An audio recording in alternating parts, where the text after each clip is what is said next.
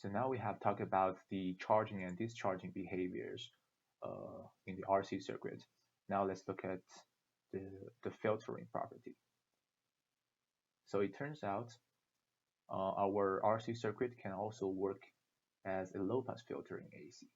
So a low-pass filter, it means the circuit will filter out the signal with higher frequency, but keep the signal with lower frequency.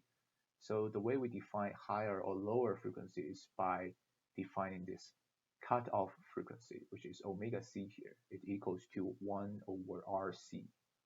So if we define this omega c, then it means if in our RC circuit, if our voltage, if our input voltage signal, our source voltage is a signal with frequency smaller than omega c, then if we measure the voltage across the capacitor, we will get almost the same voltage signal. There will be almost no loss in the signal. However, if the source voltage has frequency higher than omega c, then the voltage across the capacitor will be attenuated. We will lose like most energy in our signal. So that's how we say a low-pass filter can filter out signal with higher frequency.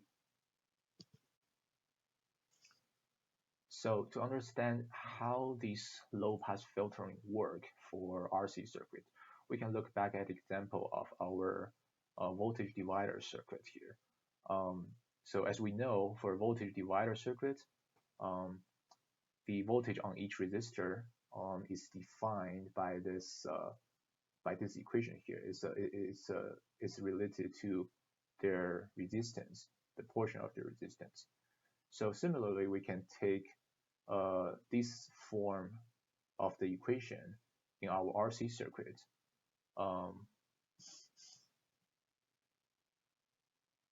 But instead, we didn't use resistance, we use impedance instead. So hopefully at this point you already covered impedance in your lectures. But if you don't, the impedance, you can recognize it as the effective resistance of a circuit or a component to alternating current, to AC. So which means it's kind of like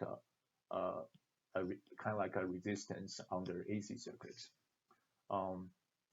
So for these impedance here, for like impedance for capacitor, resistor, and also here the inductor is defined in this equation. So impedance for resistance or for resistor is still the resistance, but it's kind of different for capacitors and inductors.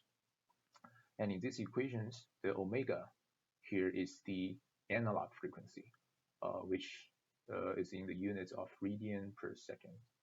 And sometimes we also use the digital frequency too, which is denoted as f in the unit of hertz.